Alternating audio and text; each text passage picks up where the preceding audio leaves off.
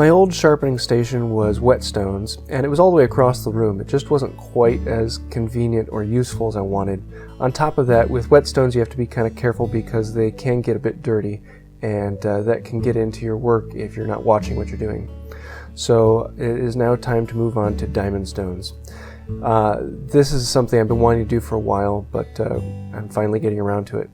I chose a board that was 2 inches wider than the stones are long, so that I could have 1 inch all the way around each of the stones and 1 inch in between them. It was easy to mark them out because the stones are steel, so I could just drag the knife along it and make my mark. Then I took the chisel to make the stop cut and went around each of the 3 insets. I put the chisel right into the marking line. Not as worried about moving the line over in this one, as it won't be a completely tight fit. Each pass I'm taking about a 16th out, so I'm chiseling from one side to the other, and it actually goes pretty quickly to clean out an entire layer a 16th inch deep. Now because I'm making a dive cut at one side, I have to go back around and clean out the other side that I came in from, but that's pretty quick. So now that I've taken a 16th inch out of this one and it's fairly level, I make a whole nother series of stop cuts all the way around, so that I can then come back through and take out another 16th of an inch.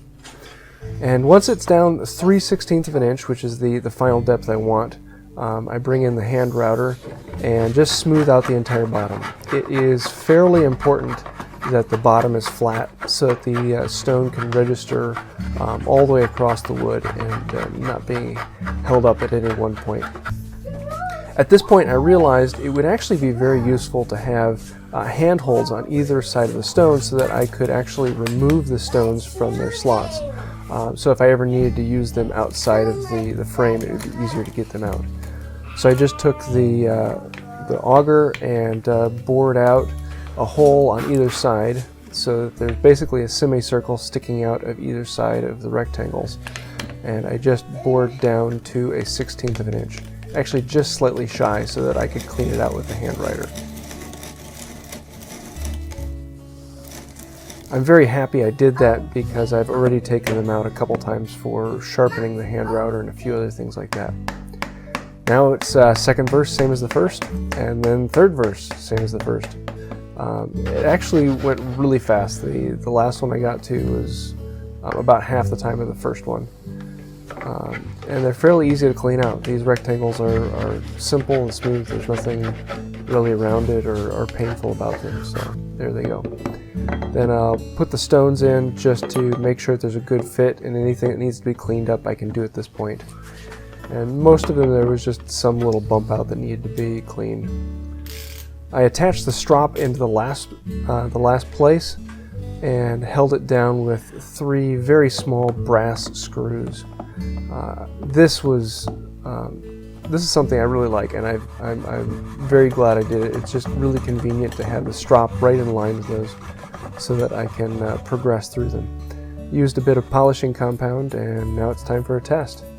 I use a water and soap combination. That is what DMT suggests to use. And start with the coarse. This one is the DMT's extra coarse plate, and then onto the fine, which I believe is about 800 grit or so, and the extra fine is my final stone, which is about 1200 grit. Finishing it off on the strop, and it's pretty quick and easy just to go boom boom boom and be done with it. Each of the stones then come with this little rubber foot that you can put on the bottom of the stone for using on top of a table. I took those feet and put them on the bottom of this plate, and it holds it perfectly. I don't have to clamp it or move it. So I finally have a proper sharpening station. One of the really nice things about the diamonds is they don't require a lot of lubrication. As a matter of fact, it's very, very little, and they even say that you can use them dry. I like a little bit of lubrication just to move things out of the way. But I can keep this right behind me so that every time I need to re-hone a blade or re-sharpen it, I can just turn around and do it. It's not something I have to go all the way over there, mess with all the water, clean up. and just have it in a different place. This is from the Paul Sellers design, but his is only the three over here, and I really wanted to have the strop with it so it's not a separate item, because 90% of the time I'm using a leather strop. I do have a wooden strop that I will put in my vise, but I don't use that a whole lot, and that's usually just for flattening the back of a blade. I also have this rounded corner that has a gradient of angles on it, so I can fill in the buffing compound into there, the polishing compound, and do the insides of my gouges. So I'm kind of liking that little edge here. This is the extra coarse, the fine, and the extra fine, as well as the leather is a horse butt leather, makes it a very, very hard leather, and I just get a little bit finer edge on it because of that. All in all, I really enjoy this, and I'm really looking forward to using it. I've been using it already, and it has been a huge improvement to the shop. As always, if you enjoyed the video, please let me know in the comments below. If you thought I could do something better, or see something problem with the setup, or see something I could do differently next time, please let me know. I'd love to hear your ideas. You may not know this, but some of the best ways that I learn are actually from you, the viewers. You give me some amazing ideas. Please keep that up. If you like the video, hit like, or possibly even subscribing. Feel free to check out one of my other videos. And until next time, have a wonderful day.